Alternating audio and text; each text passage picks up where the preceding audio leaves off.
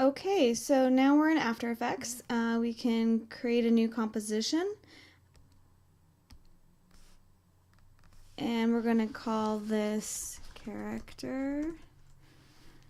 And we're going to make our preset be the DV&T SE widescreen.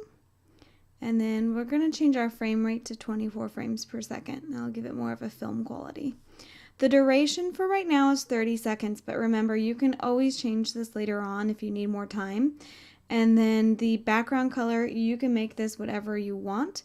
I'm going to just go ahead and keep it at black and press OK. So let me show you the interface of After Effects again.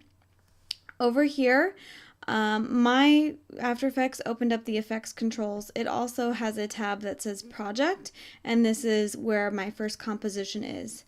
And then to the right is our viewer to see the composition itself. On to the left, you have info. You really don't need it. You can close out of that. You can keep the audio in here if you plan on doing audio in After Effects.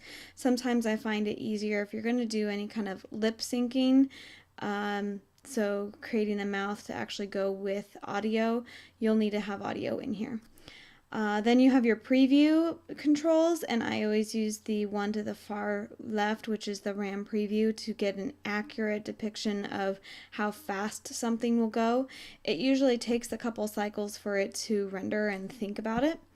The effects and presets, I'm going to have you keep these here, but you do not need it for this particular animation. And then down here at the bottom, you have your timeline. So our first thing that we're going to do is import our files. We're going to right click and import file. And going off of my desktop stuff, I have character puppet pin, and then I have my regular character. I'm going to import both of these files. You'll see the difference between them in just a minute. And composition, retain layer sizes. And press open. Okay, so I have these two compositions. I'm going to rename our main composition just so it doesn't get confusing. And then I'll just say test so you know what it is. All right, our first one, I'm going to go into our character and make the screen size a little bit bigger.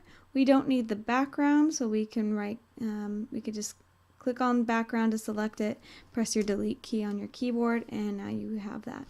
If it helps to have the background a different color, you can go composition, composition settings, and then you can change that background to whatever you want. Press OK. All right, so that's how we get our character in here. We see all of our different layers. That's why we name our layers. And I will show you another one on how to make your character move.